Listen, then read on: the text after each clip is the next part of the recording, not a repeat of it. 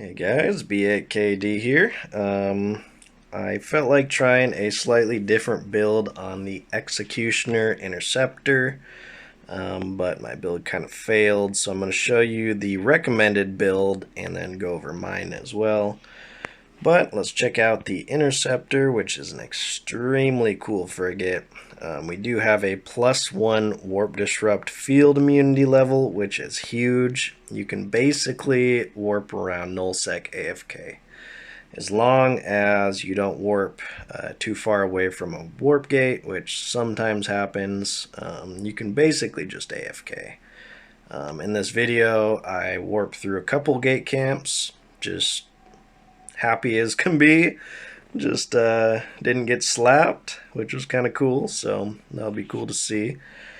Our advanced electronic warfare bonus. The advanced level gives you a warp disruptor optimal range, a warp scrambler optimal range, and a warp drive signature radius penalty.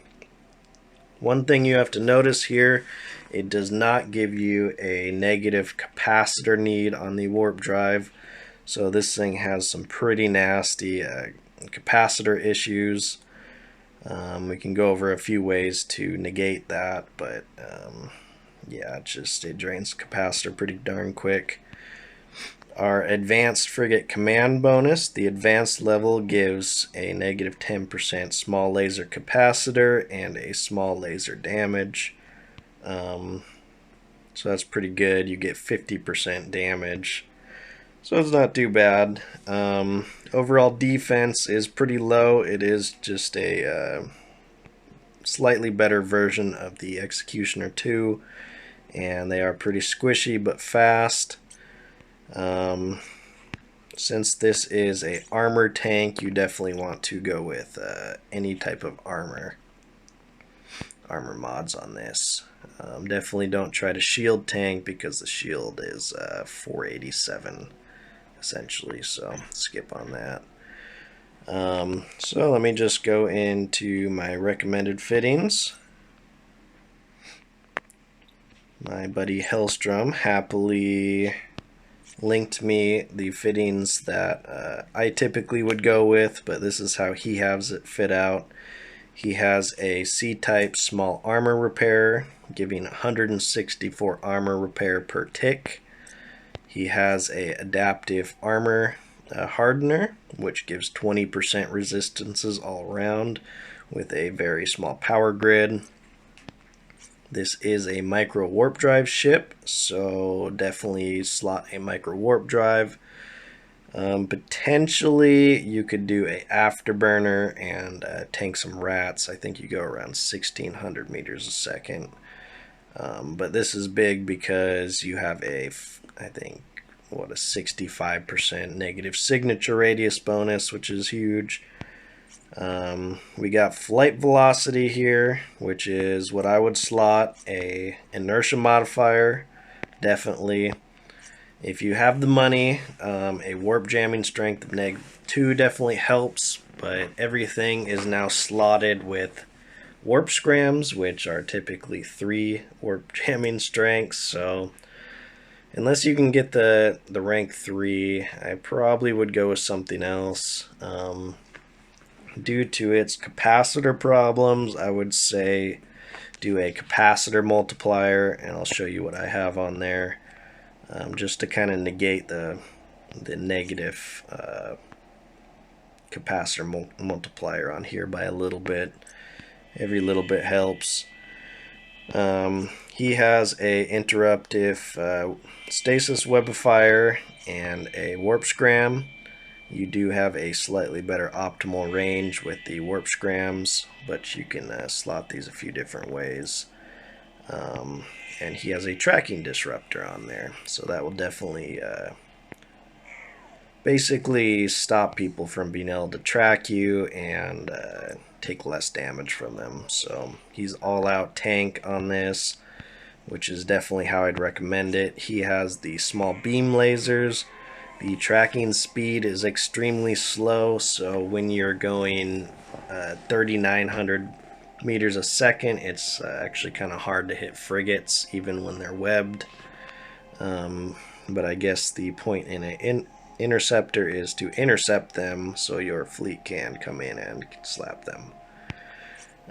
He does have a armor damage resistance 35 and a anti-explosive pump 2, which is definitely recommended. For his capacitor problems, he does have a capacitor need on his armor repairer, so that's a very good combination. So potentially, I would swap out for a warp disruptor or another web of fire, maybe. And instead of his optimizer, I might slot the capacitor multiplier. So that's what I would recommend. So for the fitting I tried out, I have small beam lasers at a 6-kilometer range.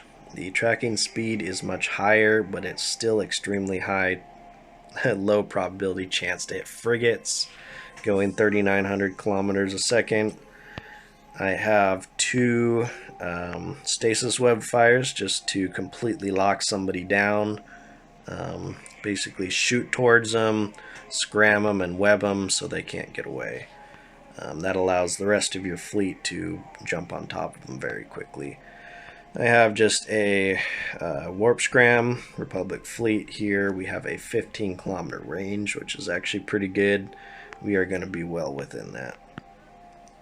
I have absolutely no skills in armor repair, so I just thought I'd put a steel plate on there just for that extra armor and armor increase once you use it.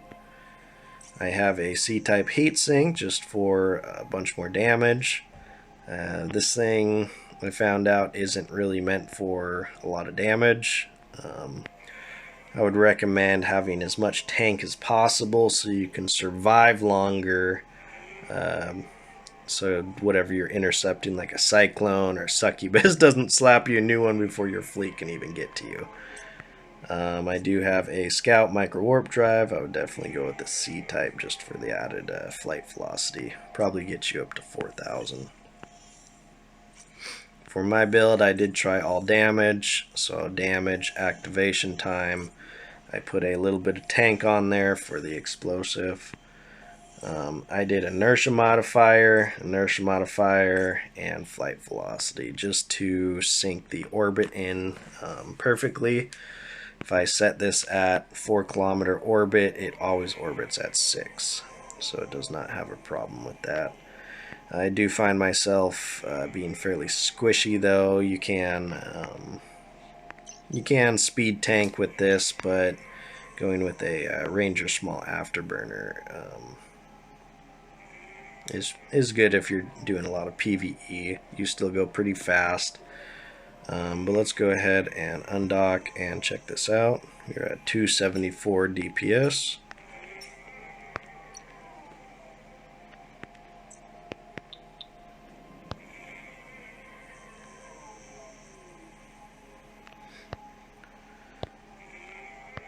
So if we pop our heat sink, our DPS goes up to 352. So not the highest in the world, but pretty good for a smaller frigate.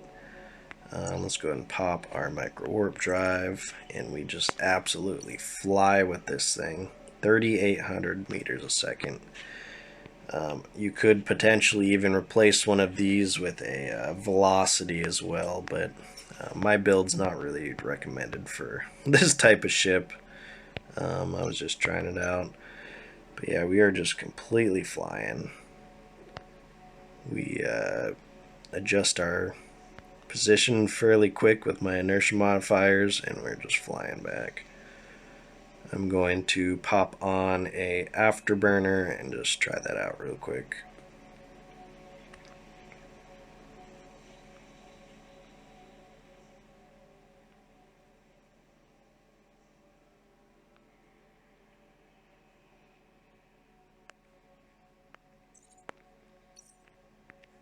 Let's go ahead and slot the afterburner on. C-type afterburner is recommended because you get a 10% velocity bonus from the Ranger. I just didn't have a spare one laying around. Okay, let's pop our afterburner there and check this out. Our signature radius was, I think, only 74 with the micro warp drive, which is still pretty good. We are at a 26 meter signature radius, going around 1800 meters a second. So this is definitely viable as a speed tank. But yeah, you'll see a little bit of PvE and PvP action in this thing in the next few clips here.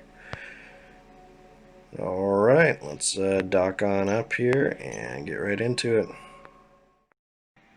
So one other way you can build this is to transport goods from nullsec out. Because you are immune to warp bubbles, you can basically, whatever you want to call it, AFK warp out if you're lazy. If we just look at a couple of these are kind of expensive, but if you slot some cargo hold capacity bonuses, you can actually carry a fair bit of cargo on there. I wouldn't slot any weapons, potentially a micro warp drive and a damage control just for oh crap moments, or if you need just a little boost to get to the gate you're trying to warp to. Alright, so this is how I would technically build my Interceptor. You can swap the Predator Warp Disruptor with something to help you tank a little bit better, like the tracking jammer or whatnot, but you have your beam lasers at 13 kilometers, your stasis web of fire. Oops, I didn't switch that off. Let's slap a Predator on there and check out our range. We are at 14.8, so that goes alongside with these beams. I would orbit at 12 or 13 so you can keep the person webbed. You do have a warp scram at 15 kilometers, so that's well within the range, so you can effectively kite somebody. This is what's crazy. Your warp disruptor has a 33 kilometer range, so you can hit somebody across the map while shooting 3,800 kilometers a second. You do have your adaptive armor hardener. The better is recommended. This is just the cheap one, and I didn't have anything available, so there's just a Mark III armor repairer there. Our DPS is only 209, but that's not too big of a problem. When we undock and just activate our armor resistances, we'll check our EHP out.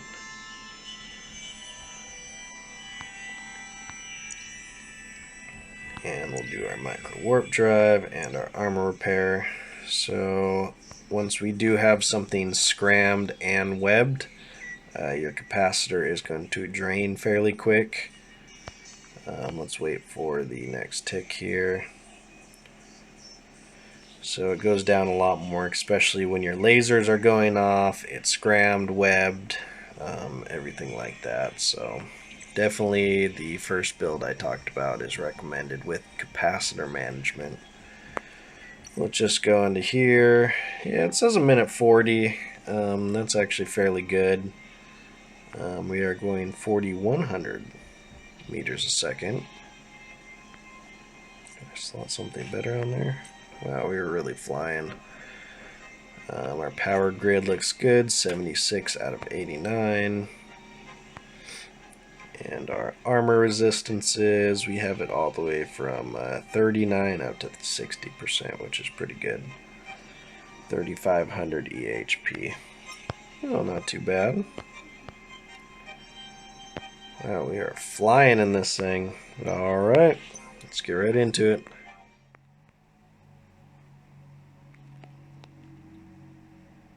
Okay, we got a Venture. Let's just super warp drive over to him. Once we get to him, I'd say we can probably just turn our warp drive off. Oop, he got away. So our intercepting skills failed there, but you see how quickly we approached him. If he wasn't ready for it, we were just seconds away from locking him. Well, scramming him. So potentially slotting a warp disruptor and a scram would be good, so you can hit somebody from a further range and then go from there. Alright, let's move on.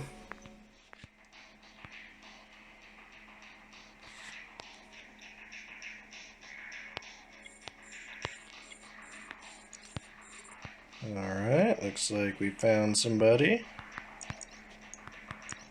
So we were able to intercept them very quickly here. I was able to get a double web on him.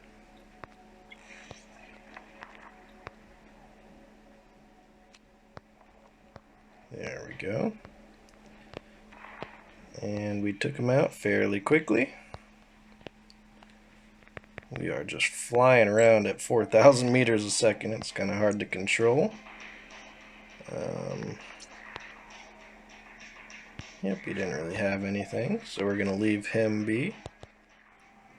Well, I found a tier 4 Inquisitor anomaly. I'm going to see if I can complete it with my current setup. Or if there's somebody in the anomaly, I'm going to try to intercept them very quickly and slap them a new one.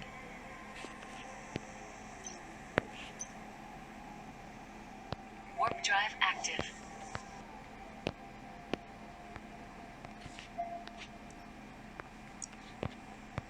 Okay, nobody here. Let's head to the next level.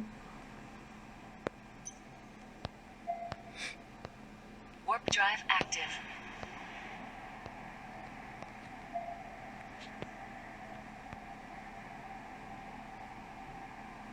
And nobody's home. So, I guess let's just see if I can smash it out real quick. See how our Interceptor performs in a PvE scenario.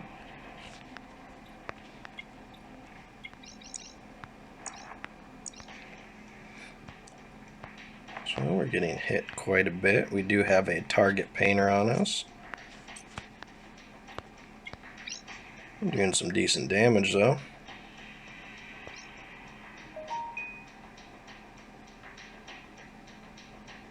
Yeah, around 600 to about 1,000 a volley, which isn't too bad.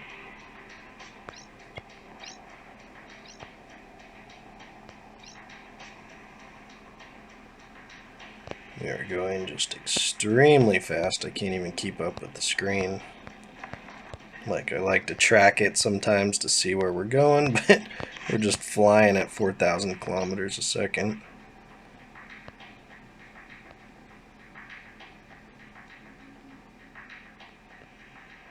Hoping somebody tries to jump in here. So this is a smaller target and it's having extreme difficulty trying to hit. It's missing 3/4 of the shots. If you're trying to fight a frigate, I'd probably recommend not fight it. Even like a succubus, anything would just, you'd totally miss everything. Or you'd have to turn off your warp drive and have 2 webs on you and hopefully not lose them in the mayhem. Or at least slow them down slower than you are with 2 webs on. But if I turn this off, we'd hit this guy a lot better. Yeah, so when we start slowing down, we can hit him a lot easier, but we're just flying way too quick.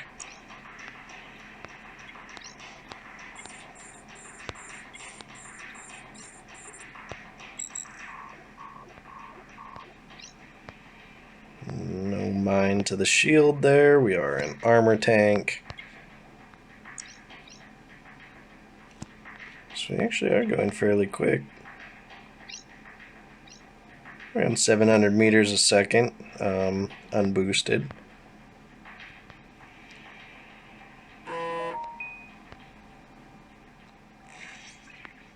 Okay, let's get our warp drive back on. Just take out all of the towers.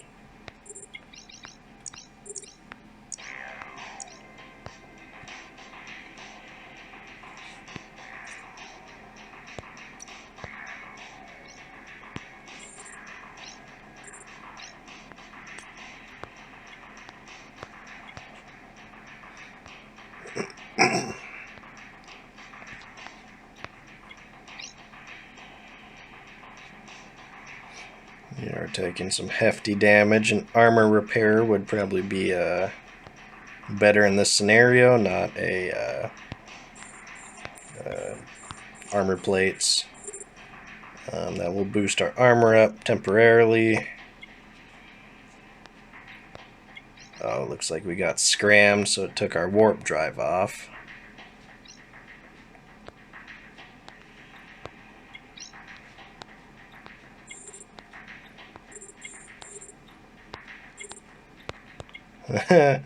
We're probably gonna get killed here.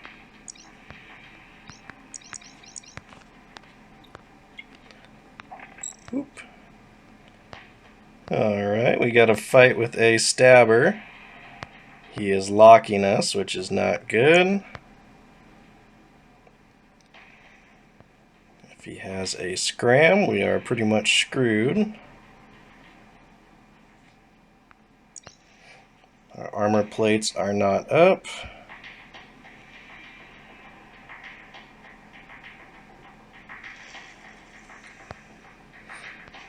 Okay, he has not scrammed us yet, and we are doing some decent damage.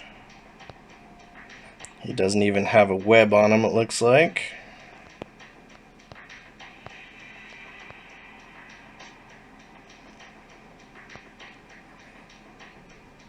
Okay, we're doing some good damage.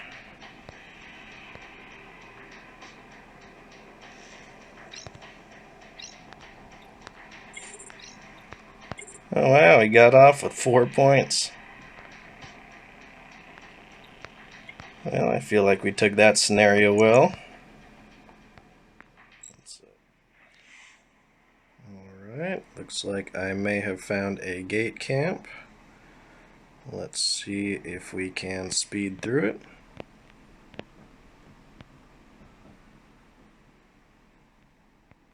Warp drive active. Yep, passed right through that gate camp. Easy as pie. And there's Bubba87. He's the one that took down my succubus.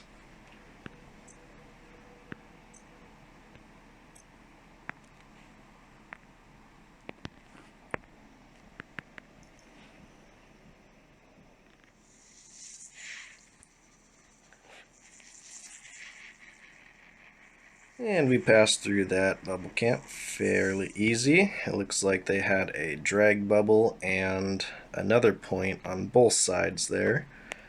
In the same location as before. Let's just head back this way. So, easy as pie. Warp drive active.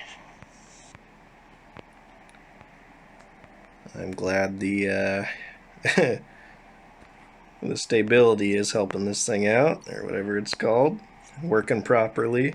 Warp disrupt, field immunity level +1. I'm wondering if there's 2 bubbles if you get all jammed up. I'm gonna have to test that sometime, but definitely not with those guys. They have a Cinnabol and a bunch of just crazy ships there. Let's check the other entrance, see if there's anybody out there.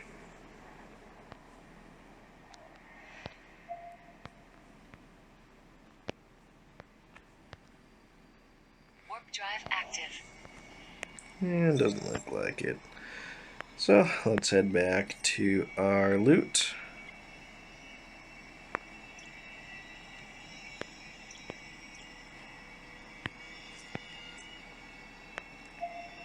I'm going to head back completely AFK because I feel like I am not going to die.